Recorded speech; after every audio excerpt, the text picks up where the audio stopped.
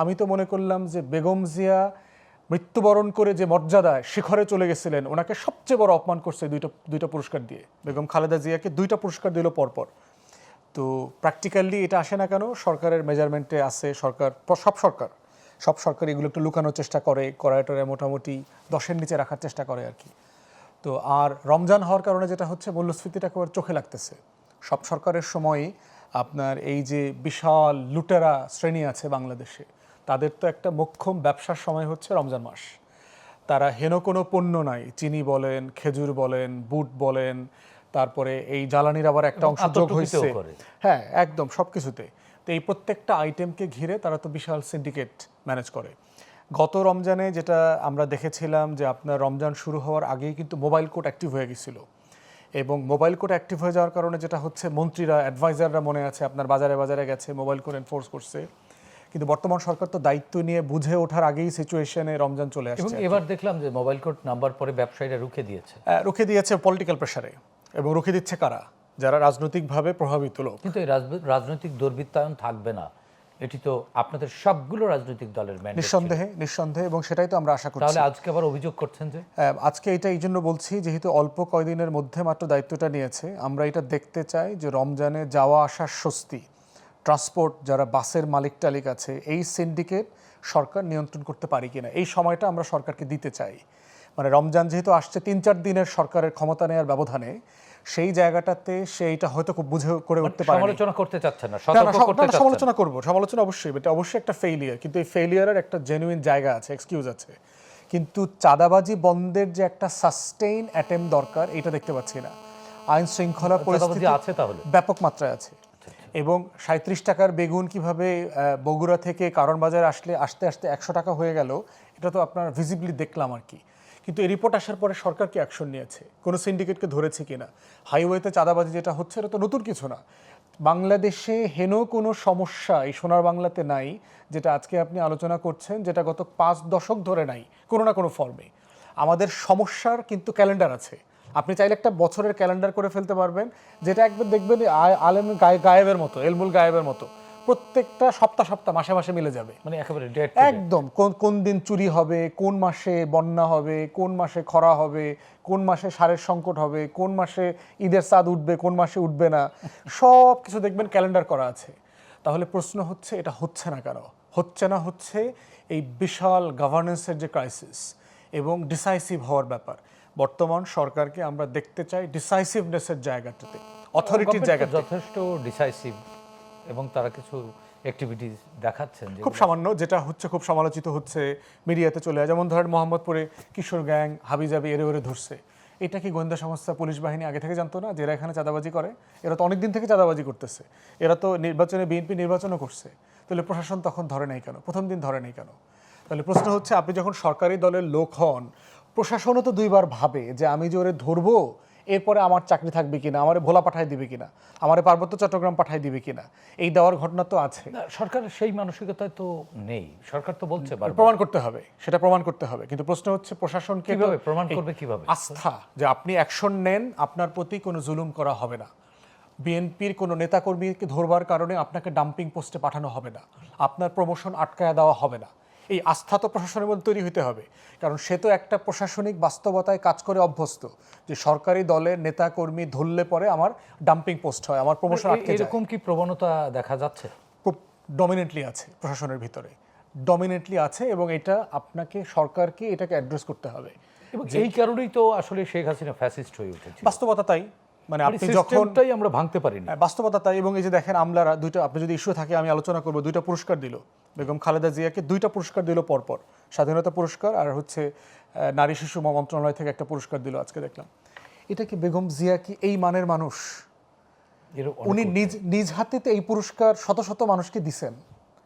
মানে এই যে আমলাদের দালালি, মানে প্রধানমন্ত্রীকে কোনোভাবে তেল তোল চাইটা চুইটা তারা সন্তুষ্ট রাখতে হবে। আমি তো মনে করলাম যে বেগম জিয়া মৃত্যুবরণ করে যে মর্যাদায় শিখরে চলে গেছিলেন, ওনাকে সবচেয়ে বড় অপমান করছে দুইটা পুরস্কার দিয়ে। এই পুরস্কার ওনার সাথে যায় না, উনি এটার যোগ্য না। দেখেন, একটা হচ্ছে যে ক্রিমিনাল হচ্ছে ক্রিমিনাল আর কি, সে বিভিন্ন সময় ব্যানার পরিবর্তন করে, রং পাওয়ারের সাথে থাকে। যেমন ধরেন এস আলম, এই যে সালামের ক্যান্ডিডেটকে আমরা দেখলাম বাংলাদেশ ব্যাংকে বসায় দিচ্ছে। এই যে আপনি এর আগে মূল্যস্ফীতির কথা বলেছেন, উনি ব্যক্তি মানুষ কত ভালো খারাপ আমার কিছু যায় আসে না, কিন্তু ব্যাংকের গভর্নর হওয়ার জন্য প্রচণ্ড একটা অযোগ্য মানুষ। এখন আপনি যখনই ইনফ্লেশন নিয়ে কথা বলবেন, ইন্টারেস্ট রেট ইনফ্লেশনের যে কমিটি আছে বাংলাদেশ ব্যাংকে, সেখানে দেখলাম একজন অর্থনীতিবিদ উনি রিজাইন করছে কমিটি থেকে। এবং যেই প্রসেসে মনসুর সাহেবকে অপমান করে আওয়ামী লীগের ওই অফিসারদের সমিতির সভাপতি, সেক্রেটারি, বিএনপির কিছু লোকজন মিলেটিলে করেছে, বিষয়টা মার্কেটকে কি মেসেজ দিয়েছে, ইন্টারন্যাশনাল কমিউনিটিকে কি মেসেজ দিয়েছে যে বাংলাদেশে নবনির্বাচিত সরকারের সময় ব্যাংকের গভর্নরকে লাথিগুতা মেরে চটথাপ্পড় দিয়ে বের করে দেওয়া যায়। তাহলে এইরকম একটা জায়গায় আপনি, আমাদের তো এফডিআই দরকার, আমাদের তো ফরেন ইনভেস্টমেন্ট দরকার, আপনি দুনিয়াকে কি মেসেজ দিলেন? আমার ডোমেস্টিক মার্কেটও তো ইনভেস্টার আছে, তারা আগামী দিনগুলোতে মার্কেটকে কিভাবে ম্যানেজ করবে? তারপরে হচ্ছে এই ব্যাংক তো আরও 40টা যে রেড জোনে থাকা ব্যাংক, তাকে তো মনিটর করতে হবে। তারা কি মেসেজ পাইলো? 5টা ব্যাংকে এসালমের কনসলিডেট করা হয়েছে, এই ব্যাংকগুলোর ম্যানেজমেন্টে কি মেসেজ গেছে? এখানে যারা যারা মানে কাস্টমার ছিলেন, তারা টাকার জন্য বাংলাদেশ ব্যাংকের সামনে প্রতিবাদ করতে গেছেন, তাদেরকে আবার আপনি লাঠিসোঁটা দিয়ে খেদায় দিচ্ছেন। তাহলে প্রশ্ন হচ্ছে যে আপনি কি নিয়তে করতেছেন, তার থেকে বড় জিনিস হচ্ছে যে আপনার মেসেজ কি যাচ্ছে। এই মানুষটা ব্যাংকের গভর্নর হওয়ার মতো কোনো ন্যূনতম যোগ্যতা নাই, অথচ দেখেন নর্মালি কনভেনশনাল ব্যাংকের এমডি হওয়ার যোগ্যতা বলে দেওয়া আছে, মিনিমাম ইডি অথবা ডিএমডি লেভেলে 3 বছরের কাজ করার অভিজ্ঞতা থাকতে হবে। লেখাপড়া অভিজ্ঞতা আরও যা যা আছে, আরও বহু কিছু আছে, আপনার যে রেগুলেশনস আছে। তাহলে যেই লোকটা অন্য ব্যাংকে এমডি চেয়ারম্যান, তো সে ফাইনালি তো বাংলাদেশ ব্যাংক কনফার্ম করবে যে এই লোকটা হইতে পারবে কিনা। ব্যাংক থেকে প্রস্তাব যাবে যে আমি এই লোকটাকে এমডি চেয়ারম্যান হাবিজাবি ডিএমডি বানাইতে চাই, ইডি বানাইতে চাই, আপনি কনফার্ম করেন। তাহলে সেই লোকটার কোয়ালিফিকেশনের অবস্থা কি? এবং সেই লোকটা এসালমের কোম্পানিতে স্পন্সর শেয়ার হোল্ডার। তাহলে এই মেসেজগুলো কি মেসেজ দিচ্ছে? দুদকের চেয়ারম্যান এবং কমিশনাররা রিজাইন করছে, কেন রিজাইন করলো? এই চেয়ারম্যান তো ফার্মলি বিএনপির ক্রাউডের লোক এবং এত কম্পিটেন্ট এবং সৎ মানুষ হিসেবে পরিচিত। সে ম্যাডাম জিয়ার সাথে সে কাজ করেছে, ক্লোজলি কাজ করেছে, খুবই আস্থাভাজন আমলা ছিল ম্যাডাম জিয়ার। তাহলে সেই মানুষটাকে আপনি ওখান থেকে কেন সরাই দিলেন? তাহলে এই যে এসালমকে ক্লিন শিট দেবার একটা গসিপ যে চলছে, সেইটা কি আসলে ন্যায্যতা পাবে আগামী দিনগুলোতে? তাহলে প্রশ্ন হচ্ছে, আপা যেটা বলছেন যে করে একজন দোষ হয় আর একজনের, এটা কি পুরোপুরি সত্য? দিন শেষে সরকারকে দায় নিতে হবে, আপনি করেন বা না করেন। এত ধর্ষণ হয়েছে, এটা কি বিএনপির প্রধানমন্ত্রী গিয়ে কইছে নাকি নেতাকর্মী গিয়ে তুমি ওরে গিয়ে ধর্ষণ করো? বাট ধর্ষণ হইলে একটা দায় সরকারকে নিতে হবে। এখন বিএনপি সরকার দায়িত্বে আছে, তাকে দায় নিতে হচ্ছে।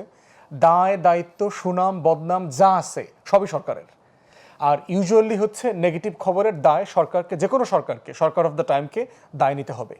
তাহলে সেই জায়গাতে ডিসাইসিভ অ্যাকশনগুলো কোথায়? হ্যাঁ, আমরা দেখেছি ঘটনা ঘটার পরে গ্রেফতার হওয়ার হার আগের যে কোনো সময় থেকে ভালো, খুব র্যাপিডলি গ্রেফতার হওয়া হচ্ছে। কিন্তু আপনি প্রিএমটিভ কাজটা করছেন না কেন? চাঁদাবাজি অ্যাড্রেস করবার জন্য সরকার প্রোঅ্যাক্টিভলি অ্যাকশন নিচ্ছে না কেন? আপনার সিন্ডিকেট হয়েছে, ব্যবসায়ীরা ম্যাজিস্ট্রেটকে হুমকি দিল, আপনি সে ব্যবসায়ীকে গ্রেফতার করলেন না কেন? পুরো রাষ্ট্র কেন সে ম্যাজিস্ট্রেটের পাশে গিয়ে দাঁড়াইল না কেন? কারণ ওই ম্যাজিস্ট্রেট তো রাষ্ট্রকে রিপ্রেজেন্ট করে, ওই ম্যাজিস্ট্রেট তো মানুষের জন্য গেছে, আমার গরিব দুঃখী মানুষ যেন কম দামে অল্প দামে জিনিস পায় সেটার জন্য তো গেছে। তাহলে আপনি সেই ম্যাজিস্ট্রেটের পাশে যে স্টেট দাঁড়াইলেন না কেন? ওই ব্যবসায়ীকে গ্রেফতার করলেন না কেন? এত বড় দুঃসাহস ওই ব্যবসায়ীর কোত্থেকে আসে যে তার সিন্ডিকেটের বিরুদ্ধে কথা বলা যাবে না, অ্যাকশন নেওয়া যাবে না? আবার এই ব্যবসায়ীদের সাথে রাজনৈতিক সম্পর্ক তো আছে। তাহলে এই জায়গাতে আমরা দেখতে চাচ্ছি নতুন সরকার যে সংস্কার, বিচার, গণ অভ্যুত্থান, জুলাই সনদের বাস্তবতায় ক্ষমতায় আসছে, এই প্রোঅ্যাক্টিভ অ্যাকশনগুলো তো আমরা দেখতে চাচ্ছি। কারণ হিউজ আকাঙ্ক্ষা আছে, কিন্তু এটা কিন্তু অন্য কোনো সময়ের সরকার না, কিন্তু স্বাভাবিক সময় সরকার না। 6.5 কোটি তরুণ ভোটার মাথায় রাখতে হবে।